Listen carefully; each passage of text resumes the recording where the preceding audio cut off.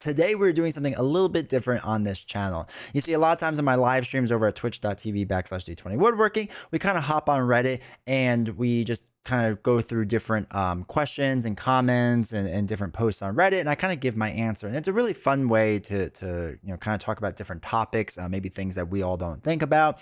So I wanted to create a new kind of segment called Reddit Reply, right? Maybe once a week or so, I would do a video like this. And yeah, so I figured I would just go through Reddit, kind of pick out a couple of questions and go through them. But most importantly, this is not a one-way conversation. Do me a huge favor, as I go through these, down in the comments, leave a comment of kind of your Reddit reply, right? Your reply to this topic, to this statement, to this question, your own opinion, because I like reading them. I like seeing how other people, think and how they approach games, and not just LCGs, but board games too. So let's dive right into it. And the first one I want to show off really quick is, hey, it's my Reddit page. I don't know how many of you all know that I have a Reddit page. It just kind of started not that long ago, and I haven't really done much with it except put posts up here. But I think it'd be really fun that if anyone out there sees different articles or wants to talk about different topics or whatever else, that we can use this place, right, my Reddit page, to kind of talk about those things, and maybe it would be a part of a future Reddit reply. That'd be really cool. So I'll leave a link to the Reddit page at the very, very top in the description. But the first one I saw was in the board games Reddit. And it talks about switching from buying more games to buying expansions for games you like. When they first got into board games, they would buy a lot of new games just to try them out and keep their favorite ones and get rid of the rest. And for some reason, they never understood the idea of expansions, right? Why would you expand when it changes the game or whatnot? At some point, I realized that I didn't have much time to play all these new games I started acquiring, and I found myself coming back to my favorite games more often. It was then I started buying expansions from buying different games, and I kind of talk about this. I think this is really cool. I actually really like this one because this is kind of my journey too.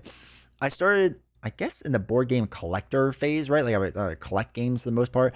And it was something, just whatever the newest, shiniest game was, I wanted to have it, right? I wanted to get into it. And then honestly, kind of what happened was LCGs. I still got some expansions for certain games, but LCGs changed my mind on a lot of things where I just wanted to buy all the expansions for them. And I was a little bit worried in the very beginning. I'll be honest with you all.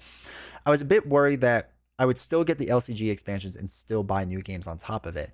And recently that hasn't been the case. For the past year and a half or so, I mean, I've maybe purchased a dozen new games. Like, it's not many that I've bought. But for the most part, it's been expansions of games I really enjoy. There's a few new games from publishers I really like, and the game seems pretty cool. But I mean, in a year and a half, going from a dozen games to, in the past, I was probably getting like 2 dozen, maybe 3 dozen, like a year. So I agree with this. My perspective on this has changed a lot. I've really gone from buying expansions because I also don't have a lot of time to play board games, and not as much as I used to. So if I'm going to play a board game, I want it to be something that I really, really love, and just want to play more and make better. So, all right. Next one we have is from the Marvel Champions Reddit page. Which core hero has improved the most since their release?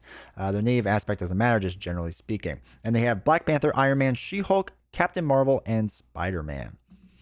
So when I first saw this, I think Captain Marvel and Spider-Man were like really good out of the box, right? Like, I think they were already really good, and they have gotten a bit better, maybe because of the card pool in general.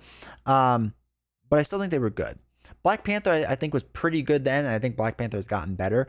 I think Iron Man and She-Hulk, it's kind of a toss-up for me between the two of them, of which has gotten better. I'm going to say Iron Man, but that's more a personal perspective thing. I think Iron Man, in the very beginning, there wasn't a lot of tech upgrade cards out there besides the ones in his kit and energy barrier, right? That was all that was really out there. Now I think there's more, but there's more that you could do with Iron Man. Like, I feel like I can play Iron Man solo now when I couldn't before. Now, if somebody made the argument for She-Hulk, I think I'd be on board with that too, because She-Hulk I remember not liking a lot in the beginning, and as more cards have come out, they've definitely improved it. Now, I'll tell you right now, what makes She-Hulk a lot better: improving the gamma trait, right? Maybe that would help Hulk. But that'd be one thing I would like to see. I think that'd be pretty cool. But for me, it's a toss-up between two, but I would go with probably Iron Man. All right, so our last Reddit reply that we're doing is again in Marvel Champions, the Civil War, making heroes villains. Been reading a lot of comics lately and been wondering If anyone has played with a way to do Civil War style fights, I don't want to do games where you're competing another player. The cooperative nature is my favorite part, but I'm wondering if anyone has fooled around with how to use villains as hero decks. I think this person must watch my YouTube and look at my top 5 most wanted things, because I've mentioned this. I think it's really interesting. The idea I think is really cool. And as far as like the responses there, people have kind of, talked about it and maybe figured out how they could do it. I still think that there is a demand for this out there. And I really hope that Fantasy Flight is listening to this. I really hope for a Civil War style box. Like it to me, it seems like such a slam dunk, and I really hope they do it. And it's nice seeing a topic like this out there where I'm not the only one, right? I'm not the only one that wants this.